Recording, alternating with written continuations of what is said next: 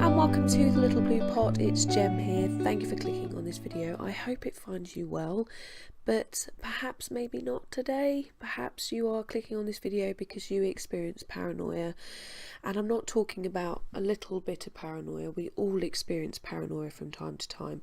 It's when it's severe and has an impact on our life that we need to kind of think, I need to address this, I need to get some support, I need to get some help, because we all get paranoid from time to time.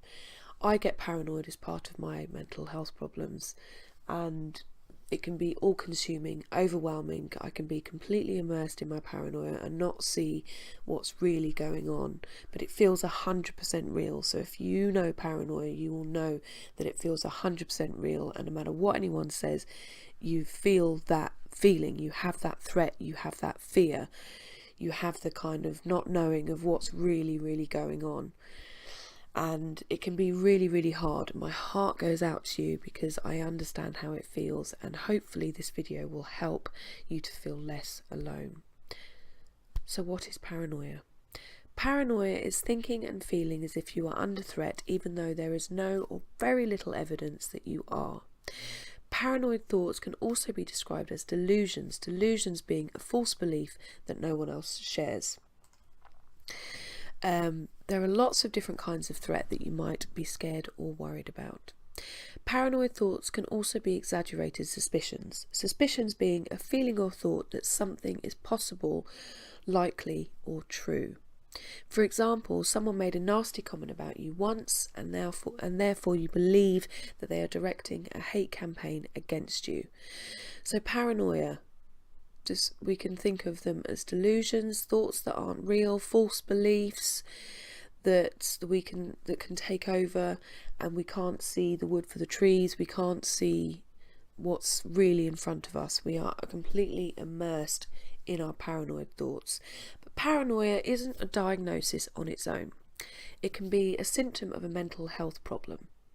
Paranoia can be the symptom of the following mental health problems. We've got paranoid schizophrenia, delusional disorder, paranoid personality disorder. They're the main ones that I can think of, and but there may be others. If you experience paranoia outside those illnesses, and I'm talking about paranoia that has an impact, severe impact on your day-to-day life. I experience paranoia as part of my BPD, borderline personality disorder, or emotionally unstable personality disorder, two different names, and I experience paranoia on a daily basis, as I've said, and it can be completely all-consuming and take over. So what kind of things can you be paranoid about? Well, everyone is different, will have their own different experience of paranoia, but here are some examples of some of the common types of paranoid thoughts. So you might think you're being talked about behind your back or watched by people or organisations, either on or offline. You might think that other people are trying to make you look bad or exclude you. You also might think you are at risk of being physically harmed or killed, or perhaps people are using hints and double meanings to secretly threaten you or to make you feel bad. You may also think that other people are deliberately trying to upset you or irritate you, or perhaps people are trying to take your money and possessions, or even that your actions or thoughts are being interfered with by others, or even you may be thinking that you are controlled or that the government is targeting you. So some of these are sort of ones that I've experienced. Some of them I haven't, but please tell me your experiences. In the past, for me, when I experienced psychosis, I had a lot of paranoia, I had a lot of delusional thoughts, and I had this whole thing about this time traveller wanting to take me to the future because I had the answer for sort of world peace and to make the world a better place again. And for some reason the time traveller had grey hair, and I was paranoid about a man with grey hair, thinking that he was going to take me away, take me to the future, because I could give this answer to world problems. But I also get paranoid about people talking about behind my back, talking about me behind my back. And I get a real paranoia when I'm outside that people are staring at me, looking at me, judging me, hating me, taking the piss out of me. That's another one I have. And a lot of the time I misinterpret other people's looks. So it's not just how I'm feeling about my surroundings, but it's also about the people around me as well. So if someone maybe looks confused or asking me a question, I possibly can read that as anger and think that they're angry at me, hateful of me, or that they think I'm an absolute idiot. So paranoia can take many, many forms. It really depends on the person, you as an individual, or the severity of your paranoia. So you might have these feelings very strongly all the time, or just occasionally when you're in a stressful situation. They may cause you a lot of distress, or you may not really mind them too much. Everyone is different. Tell me about your experience. So what counts as a paranoid thought? Paranoid thoughts are to do with ideas about other people and what they might do. It can be difficult to work out whether a thought is suspicious or paranoid.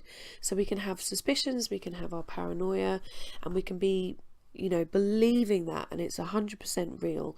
But perhaps if we're suspicious, we may go to someone and say, oh, I'm having this thought, I'm feeling there's a threat or something going on.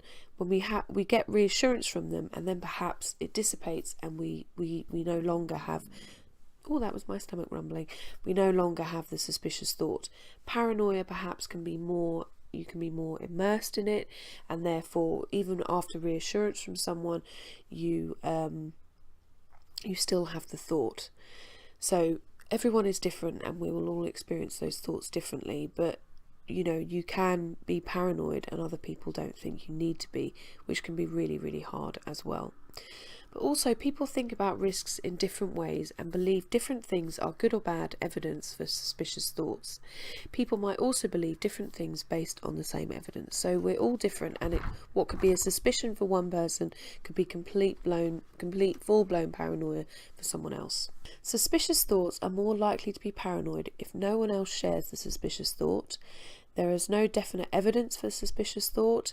There is evidence against the suspicious thought, or you still have the suspicious thought despite reassurance from others. So I'm kind of repeating myself there. So there's a difference between the suspicion and the paranoia. The suspicion you perhaps will be shared with other people, may have the same agreement. They may kind of also have that kind of fear that something is going to happen about a certain thing. You can't find evidence for the suspicious thought. So if you are having a suspicious thought, you may actually say there's evidence to support this, and then you're kind of in your right to feel suspicious. So being suspicious, it helps us to assess threat. We can't just kind of go along thinking, oh yeah, I'm not worrying about anything. We will be suspicious sometimes because it helps us to be able to assess threats.